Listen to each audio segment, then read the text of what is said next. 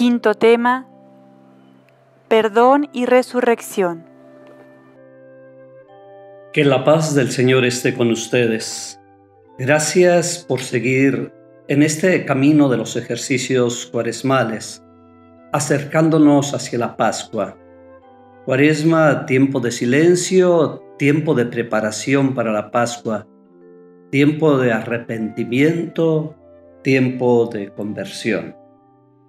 Retomando un poco el sentido con el que concluíamos ayer, los invito a hacer oración y a imaginarnos a Cristo que nos está esperando, que está a la puerta para recibirnos con amor, con cariño.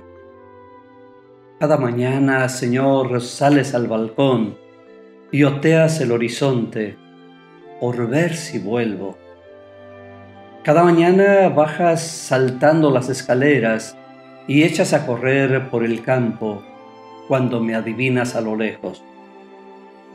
Cada mañana me cortas la palabra y te abalanzas sobre mí y me rodeas con un abrazo redondo el cuerpo entero. Cada mañana me devuelves el vestido, el anillo y las sandalias para hacerme sentir nuevamente hijo. Cada mañana contratas la banda de músicos y organizas una fiesta por mí, por el ancho mundo.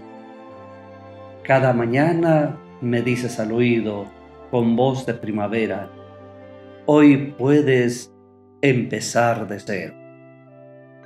Señor, que hoy pueda retornar a ti, que pueda encontrar mi vida, que pueda descubrir tu amor.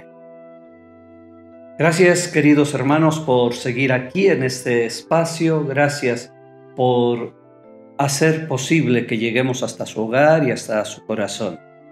Este quinto y último tema cambia un poco en el sentido que es del Evangelio de San Juan y no de San Lucas, como lo habíamos venido haciendo estos otros temas. ¿Por qué colocan en medio de los evangelios de San Lucas este de San Juan? Por el gran parecido, por el sentido de la misericordia y porque es la invitación a no juzgar a los demás, a dejarse mirar por Jesús y a sentirse perdonado por Jesús. Muchos de los autores de este texto opinan que sería más de San Lucas que de San Juan. Y así nos acercamos con ese sentimiento de encontrar la misericordia, de buscar la misericordia, de dejarnos mirar. Evangelio de San Juan, capítulo 8, versículos del 1 al 11. En aquel tiempo Jesús se retiró al monte de los Olivos, y al amanecer se presentó de nuevo en el templo, donde la multitud se le acercaba, y él sentado entre ellos les enseñaba. Entre los escribas y fariseos le llevaron a una mujer sorprendida en adulterio, y poniéndola frente a él le dijeron: Maestro, esta mujer ha sido sorprendida en flagrante adulterio. Moisés nos manda en la ley apedrear a estas mujeres. ¿Tú qué dices? Le preguntaban esto para ponerle una trampa y poder acusarlo. Pero Jesús se agachó y se puso a escribir en el suelo con el dedo. Pero como insistían en su pregunta, se incorporó y les dijo: aquel de ustedes que no tenga pecado, que le tire la primera piedra. Se volvió a agachar y siguió escribiendo en el suelo. Al oír aquellas palabras, los acusadores comenzaron a escabullirse uno tras otro, empezando por los más viejos, hasta que dejaron solos a Jesús y a la mujer, que estaba de pie junto a él. Entonces Jesús se enderezó y le preguntó: Mujer, ¿dónde están los que te acusaban? ¿Nadie te ha condenado? Ella le contestó: Nadie, Señor. Y Jesús le dijo: Tampoco yo te condeno. Vete ya no vuelvas a pecar. Palabra del Señor. Te invito a que en un momento de silencio contemples la escena. Contempla sobre todo las miradas de aquellos hombres y mujeres, escribas y fariseos, que acusan a la adúltera. Las miradas de la mujer hacia sus acusadores, de odio, de resentimiento porque la han descubierto. Las miradas de la mujer hacia Jesús. ¿Cómo será la mirada de Jesús hacia los acusadores? Esa mirada que puede penetrar en la profundidad del corazón. ¿Cómo será la mirada de Jesús hacia aquella mujer que ha cometido pecado y que ahora aparece humillada? Hace algún tiempo me tocó vivir en familia una tragedia. Empezó como un juego entre compañeros de una secundaria. Tomaron unas fotos en un celular de una muchacha y le retocaron. Al principio no parecía nada grave. Realmente no eran fotos tan incriminatorias, pero con unos retoques y con insinuaciones y palabras empezó la difamación. Las redes sociales se encargaron de lo demás y pronto la adolescente fue la burla y la condena de todos, comenzando por los compañeros y compañeras que rápidamente multiplicaron las escenas, continuando con los profesores que nunca se detuvieron a investigar la verdad y terminando por sus familiares que la condenaron sin haberla escuchado. Es una muchacha fácil que se ofrece a todo el que se le pone enfrente, no merece estar en nuestra escuela y ya nadie le debe hablar. Es difamación para la familia y sus papás deberían correrla de la casa. Todos eran habladurías, chismes en contra de ella. Y nadie se puso a pensar qué había de verdad, porque las fotografías parecían evidentes. El aislamiento, los castigos, el bullying, las burlas, la llevaron a una profunda depresión y un buen día decidió quitarse la vida explicando por qué lo hacía. Después, ¿ya para qué? Apareció la verdad. ¿Qué decimos nosotros para juzgar a los demás? ¿Por qué nos atrevemos a condenar a los demás? Hoy se nos presenta esta escena de Jesús frente a una mujer ciertamente pecadora. Hoy se nos presenta esos árbitros que condenan. Y hoy se nos presenta esa mujer humillada. ¿Qué piensas tú? ¿Qué podríamos hacer? Esta escena nos invita a prepararnos ya de una forma más cercana a la Pascua y nos sitúa en la perspectiva de mirar nuestro interior y no de la condenación del otro o su utilización para los propios fines. Es cómodo juzgar a los demás desde las trincheras de nuestra seguridad. Es fácil condenar desde los países. Unos países condenan a otros y se sienten hasta con el derecho de intervenir, pero no se fijan en lo que hay en su interior. Se convierten en jueces de otros países y disimulan la corrupción que hay en su interior. Y lo mismo pasa en nuestro interior. Nos atrevemos a condenar, a juzgar a los demás. Ponte hoy en el lugar de cada uno de los personajes y así piensa, siente la mirada que te llega al interior. ¿Qué piensas? ¿Qué te dice Jesús? Dejamos un momento de música para que hables y dialogues con Jesús.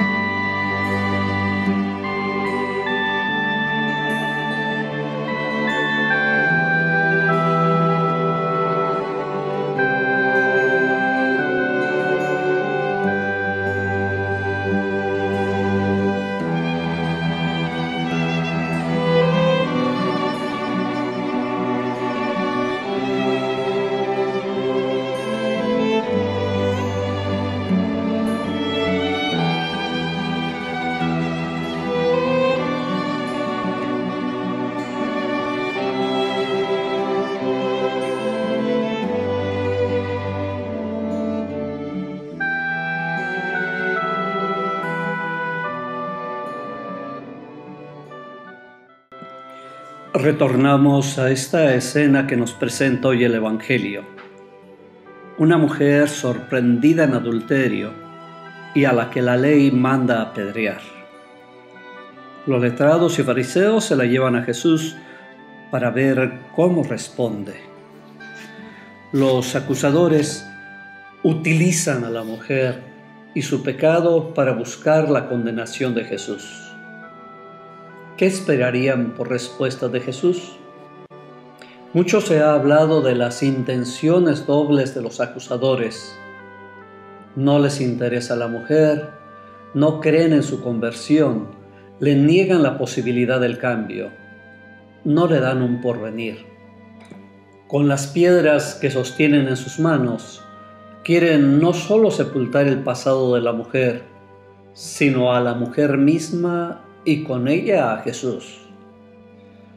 La mujer queda situada de pie en medio, como solía hacerse en los interrogatorios judiciales, pero sin oportunidad de defensa. Así queda aislada y solitaria, y a quien interrogan es a Jesús. Vueltos hacia él, acechan su reacción. El pecado que tanto cuestionan lo pasan por alto con tal de lograr sus oscuros propósitos. Para condenar a Jesús, pasan por encima de la vida y dignidad de la mujer. Actitud muy actual. No importan las vidas de las personas y se les acusa y se les condena con tal de conseguir los propios intereses. Jesús se mueve en dos campos: la solución de la trampa y el perdón de la mujer. Se sitúa con claridad frente a la realidad del pecado y se manifiesta como quien lo desenmascara y libera de él. La presencia del pecado está allí, evidente, en el delito del que es acusada la mujer, y más claro en el comportamiento de los fariseos, que se sirven de su persona como de un pretexto y que tienden una trampa a Jesús. Frente al pecado, más duro que las piedras con que intentan lapidarlo, Jesús está también solo cuando la mujer se queda frente a él. Jesús no disimula, llama pecado a lo que es pecado. Nosotros queremos disfrazar el pecado y nos acostumbramos a vivir con él y lo excusamos. Lo justificamos en nosotros y lo condenamos en los demás.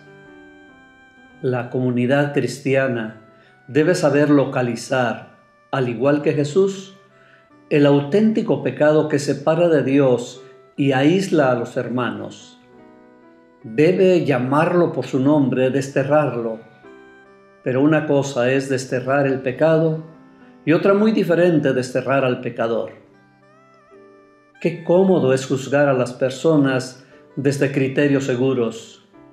Qué injusto y fácil puede ser apelar a la ley para condenar a tantas personas marginadas o incapaces de vivir integradas a nuestra sociedad. Qué fácil ver el pecado en el otro, qué fácil disculparnos. Llama la atención que acusan a la mujer y no llevaron al adúltero. A él nadie lo menciona, a él nadie le dice, a él nadie lo condena. ¿Por qué condenar a una y no condenar al otro? ¿Por qué no aceptar el pecado en toda su dimensión? Cuaresma es tiempo de misericordia y nos manifiesta cómo Jesús liquida definitivamente el pecado y entrega a la pecadora un futuro intacto. Rompe el círculo de los acusadores y del pecado y solamente queda una línea invisible que vincula a la mujer con Jesús. Nada nos dice el texto de los sentimientos de la mujer, pero esto nos sirve para acentuar la gratuidad del perdón que el Señor le concede y el papel salvador de Jesús. La visión imaginaria de la mujer aplastada por las piedras queda sustituida por la de la misma mujer que se va libre hacia un porvenir que le ha abierto Jesús. ¿Qué pasaría con los acusadores? Nada se nos dice, pero al menos ellos no apedrearon a la mujer, como quizás lo hubiéramos hecho algunos de nosotros. No porque no tuviéramos pecado, sino porque somos incapaces de reconocerlo.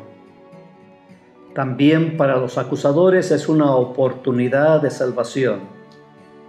Ciertamente para la mujer es un paso real, de la muerte a la vida, como debe ser la conversión de cada uno de nosotros. Jesús nos ofrece en estos días de Cuaresma, en estos días que nos preparamos para la Pascua, hacer realidad en nuestra vida el misterio pascual, muerte y resurrección.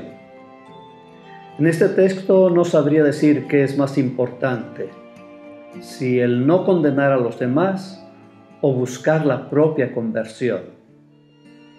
Frente a tantos juicios y condenas fáciles, Jesús nos invita a no condenar fríamente a los demás desde la pura objetividad de una ley, sino a comprenderlos desde nuestra propia conducta personal. Antes de arrojar piedras contra alguien, hemos de saber juzgar nuestro propio pecado.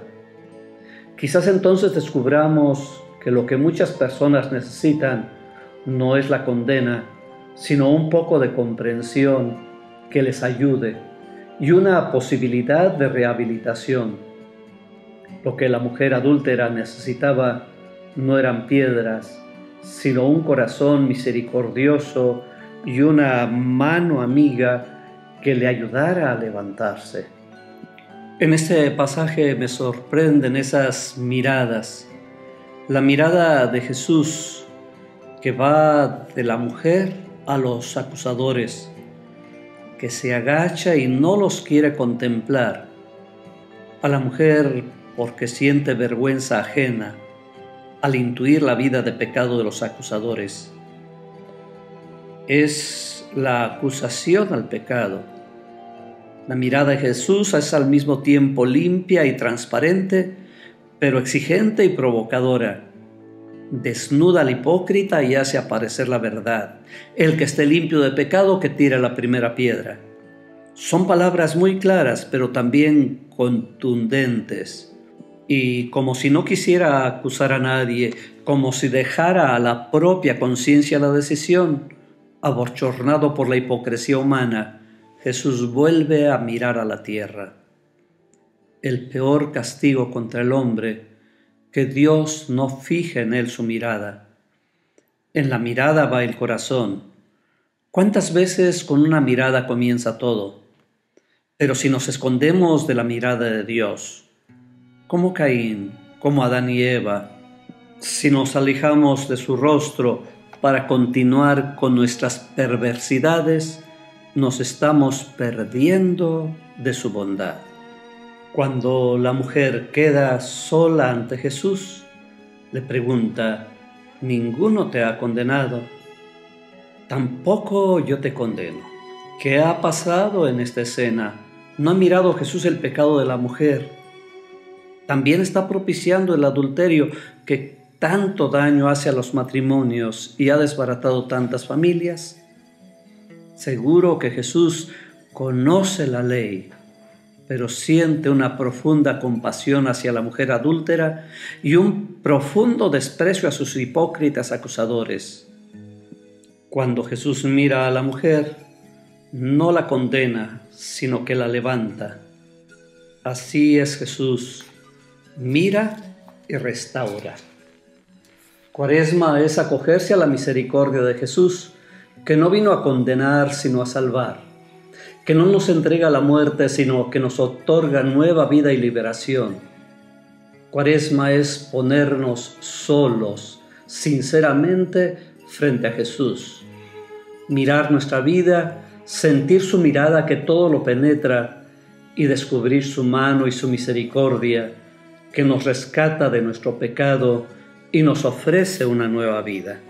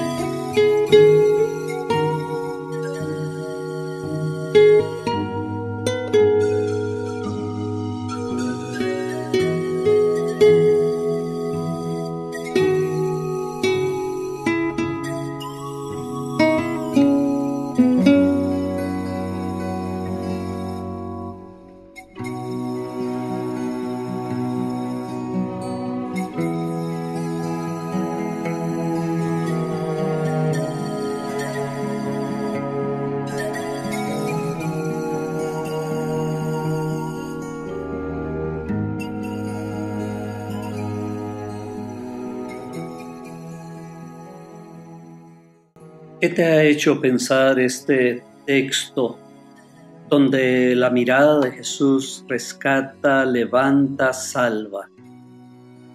Después de haber estado reflexionando ayer y hoy en estos textos que nos invitan a la conversión, a dejarnos mirar por Jesús, a acercarnos a la mirada llena de ternura del Padre, no puedo concluir este último día de pláticas sin hacer una referencia directa a la resurrección. Y quisiera que este evangelista que nos ha guiado en estos días sea el mismo que nos guíe también en nuestra resurrección. Por eso te propongo el texto de San Lucas en su capítulo 24, versos del 1 al 12, para que contemples a Cristo vivo, resucitado. No podemos nosotros quedarnos solamente en el pecado. Necesitamos participar, vivir de la resurrección, llenarnos de esperanza. Escuchemos con mucha atención. El primer día después del sábado, muy de mañana, llegaron las mujeres al sepulcro llevando los perfumes que habían preparado. Encontraron que la piedra ya había sido retirada del sepulcro y entraron, pero no hallaron el cuerpo de Jesús. Estando ellas todas desconcertadas por esto, se les presentaron dos varones con vestidos resplandecientes. Como ellas se llenaron de miedo e inclinaron el rostro a tierra, los varones les dijeron: ¿por qué buscan entre los muertos al que está vivo? No está aquí, ha resucitado. Recuerden que cuando estaba todavía en Galilea les dijo: es necesario que el Hijo del Hombre sea entregado en manos de los pecadores y sea crucificado, y al tercer día resucite. Ellas recordaron sus palabras. Cuando regresaron del sepulcro, las mujeres anunciaron todas estas cosas a los 11 y a todos los demás.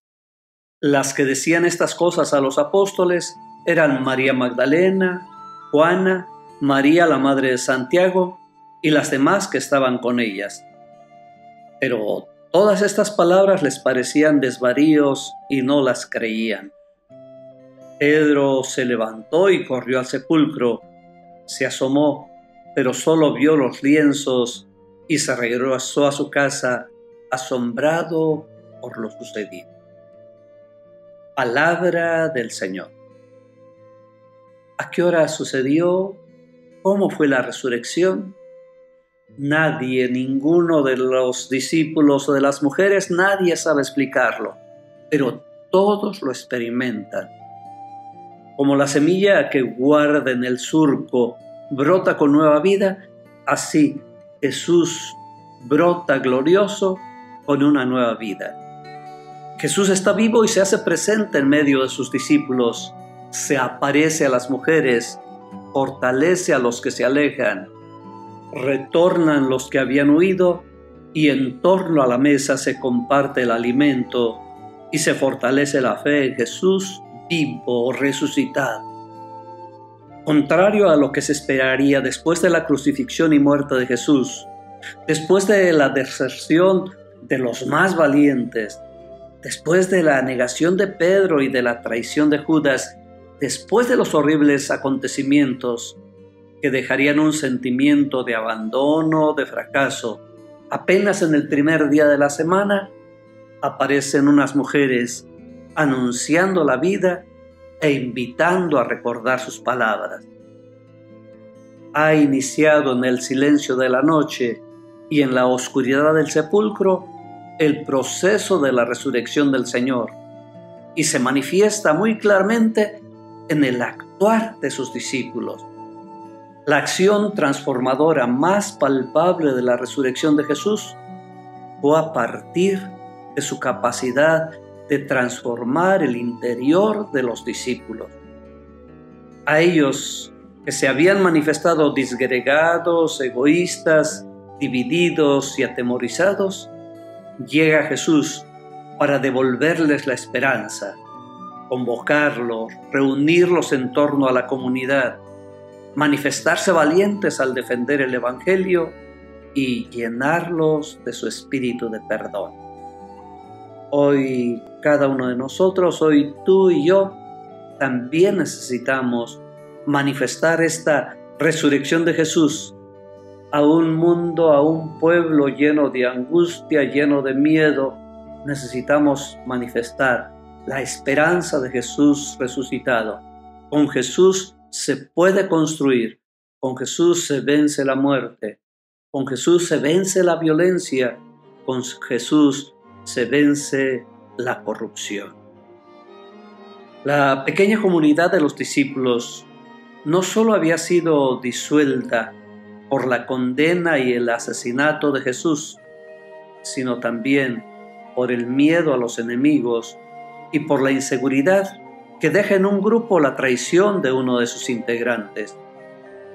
Nada duele más que el mirarse traicionado, abandonado por aquellos en quienes hemos puesto nuestra confianza y nuestro amor. La traición y el abandono rompen la comunidad. Los corazones de todos estaban heridos. A la hora de la verdad, todos eran dignos de reproche. Nadie había entendido correctamente la propuesta del Maestro. Por eso, quien no lo había traicionado, lo había abandonado a su suerte. Y si todos eran dignos de reproche, todos estaban necesitados de perdón. Volver a dar cohesión a la comunidad de seguidores, darles unidad interna en el perdón mutuo, en la solidaridad, en la fraternidad y en la igualdad, parecería humanamente un imposible. Sin embargo, la presencia y la fuerza interior del resucitado lo logran. Cristo resucita, da nueva vida que se manifiesta en una renovada energía y en una reforzada integridad de la comunidad. Hoy también nosotros cristianos, en medio de todas nuestras deficiencias, en medio de nuestras traiciones, necesitamos contemplar a este Cristo vivo, resucitado, y dar testimonio de esperanza, dar alegría, dar optimismo, no falso optimismo, no como quien dice no pasa nada, sino así como los discípulos de Emaús, que cuando contemplan a Cristo resucitado, regresan en medio de la noche. Los peligros de la noche seguirían, las dificultades seguirían, pero llevan en su corazón la luz de Cristo. Hoy también nosotros necesitamos ser testigos de Jesús. Es un mensaje muy vivo para hoy, para nosotros. San Lucas, fiel a la tónica de todo su evangelio, insiste en su gran mensaje. Dios se revela a los humildes y pequeños. Por eso las mujeres, que conformaban el núcleo más humilde y silencioso de la comunidad, son las encargadas de anunciar la buena nueva. Acostumbradas a bajar la cabeza ante el hombre, Dios las invita a liberarse de su miedo, de su sumisión, levantando los ojos del suelo para ver toda la vida que tienen por delante. También hoy Dios se sigue revelando a los humildes y sencillos, a esa gente que olvidamos y desvalorizamos en nuestras reuniones y en casi todas las actividades de la vida. Y quizás sea una de las enseñanzas más grandes para este tiempo. Estamos esperando soluciones de los grandes, de las autoridades, frente a la violencia, cuando la solución debe partir de los pequeños, de los sencillos, del sembrar la semilla en el hogar, del dar esperanza en nuestras pequeñas reuniones, de no dejarnos vencer por el miedo y la muerte. Cristo está vivo, Cristo ha resucitado. Contemplemos a Cristo y trabajemos desde los pequeños.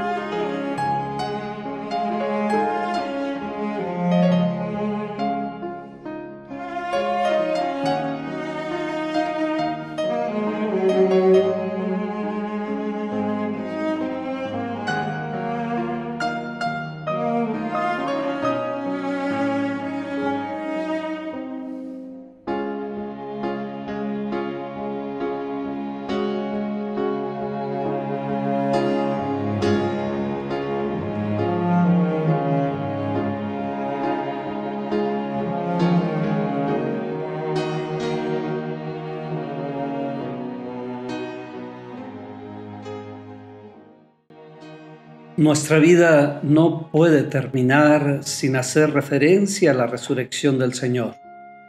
Nuestro camino cuaresmal, nuestros temas no pueden terminar sin hacer referencia a este hecho tan importante en la vida del cristiano. Como escuchábamos en la narración, las mujeres, sí, las débiles mujeres, pasado el reposo sabático, a primera hora se alistan para ir a encontrar un cadáver. Los recuerdos y el cariño no les permiten dejar en el olvido el cuerpo del Maestro y no quieren que la corrupción y la descomposición toquen aquel cuerpo querido. Unos perfumes y las caricias de quienes habían sido sus discípulas pretenden retardar lo inevitable. Sin embargo, buscan entre los muertos y esperan encontrar en el sepulcro al que está vivo. Y con desconcierto y asombro reciben la noticia de los varones que les recriminan esa búsqueda donde se encuentra el que ahora está vivo. Les recuerdan sus palabras anunciando su pasión, su muerte y su resurrección. No las habían entendido, pero ahora suenan de una forma diferente. Ellas habían escuchado sus palabras, pero al igual que los demás apóstoles, no las habían comprendido. Y ahora empiezan a reconocer y a entender que Dios no puede dejar en el fracaso a su Hijo Jesús. Es la primera experiencia de Dios que rescata a su Hijo del sepulcro. Para los primeros cristianos, por encima de cualquier representación o esquema mental, la resurrección de Jesús es una actuación de Dios que con su fuerza creadora lo rescata de la muerte para introducirlo en la plenitud de su propia vida. Así, las mujeres inician lo que será el camino de todo discípulo: recordar y creer la palabra, experiencia viva de encuentro con el Señor resucitado y una misión que brota incontenible de la seguridad emocionante de tener al resucitado en el corazón.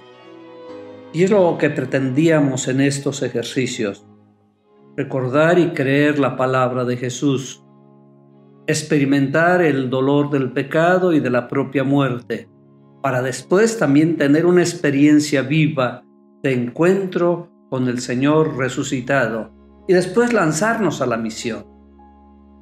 La resurrección de Jesús para nosotros es punto de arranque y piedra de toque para nuestra fe. No podemos buscar entre los muertos y en una cultura de muerte al que está vivo. Se ha dicho que sus palabras no tendrían sentido para el mundo actual, que ha quedado en el olvido sus acciones, que ya no puede estar presente en medio de nosotros, que está condenado a muerte en una sociedad de poder, de consumo o de intereses. Y sin embargo, Jesús sigue vivo y tiene una palabra de vida para nuestra sociedad, para nuestros ambientes. Su resurrección es la fuerza transformadora en una sociedad que se pierde en la oscuridad de la injusticia, del terrorismo, de la corrupción y del materialismo, donde el hombre parece también estar muerto. Solo la resurrección de Jesús será capaz de mover el pesado fardo que llevamos a cuestas cuando se ha perdido la fe, cuando reina el pesimismo y cuando se ha enseñoreado la mentira. Jesús resucitado nos lanza una nueva acción. No hay fuerza más poderosa que la muerte, y Jesús la ha vencido. Los cristianos no podemos darnos por vencidos siguiendo a Cristo triunfador.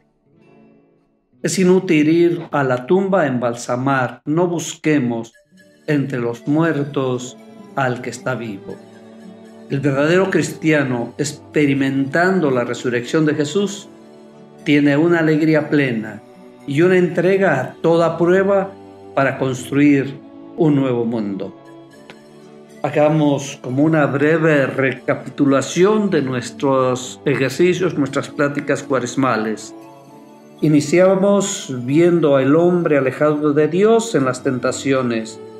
Continuábamos en esa búsqueda del rostro de Dios en la transfiguración, descubríamos cómo el hombre está llamado a dar frutos y frutos de amor y de justicia.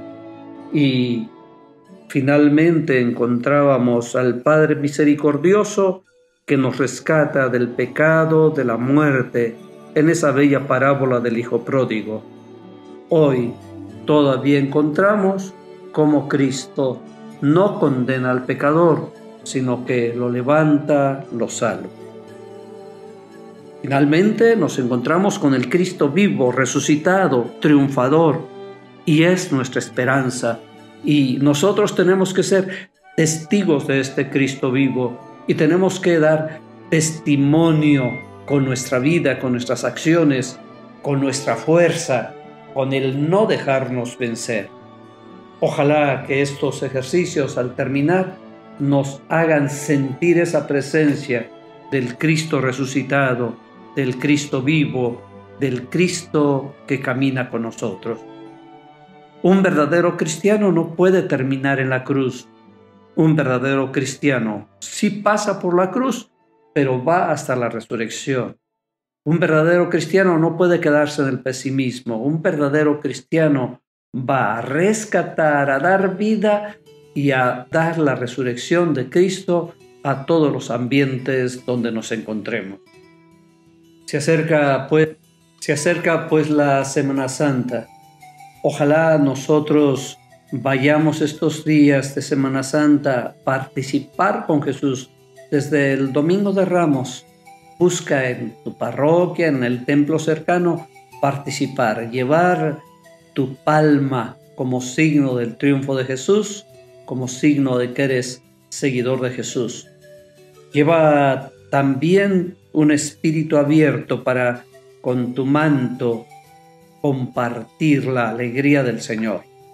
Vendrán los días santos, vívelos a plenitud, vívelos en cercanía con el Señor Jesús. Estamos concluyendo pues estas pláticas cuaresmales. Te invito a que las concluyamos con una oración invitando al Señor Jesús que se quede con nosotros. Como decían los discípulos de Emaús al resucitado, quédate con nosotros, necesitamos tu presencia, necesitamos tu luz, necesitamos tu paz, necesitamos tu pan. Que sea estos días de reflexión, de cercanía con el Señor, un momento de presencia fuerte de Cristo, muerto pero resucitado. Quédate, Señor, que se hace ya tarde, que el camino es largo y el cansancio grande. Quédate a decirnos tus vivas palabras que aquietan la mente y encienden el alma. Mantén en ascuas nuestro corazón torpe, disipa nuestras dudas y temores. Míranos con tus ojos de luz y vida, devuélvenos la ilusión perdida. Lava las heridas de estos pies cansados, despiértanos la vida con gestos humanos. Quédate y límpianos rostro y entrañas. Quema esta tristeza, danos esperanza. Quédate, Señor, comparte nuestras viandas y muéstranos paciente tus enseñanzas. Pártenos el pan de tu compañía, ábrenos los ojos de la fe dormida. De tus palabras cuelga lo que buscamos, lo hemos visto caminando a tu lado. Quédate y renueva valores y sueños. Danos tu alegría y tu paz de nuevo. Condúcenos siempre al mundo, a la vida, para ver tu rostro en rostros de cada día. Quédate, Señor, que ya se hace tarde, que el camino es largo y el cansancio grande. Quédate, Señor, con nosotros. Muchas gracias a todos ustedes por su escucha, su participación y a vivir esta Semana Santa como una Semana Santa de silencio, de esperanza, de paz, para participar en la resurrección del Señor. El Señor los bendiga en nombre del Padre, del Hijo y del Espíritu Santo. Amén. Quinto tema: perdón y resurrección.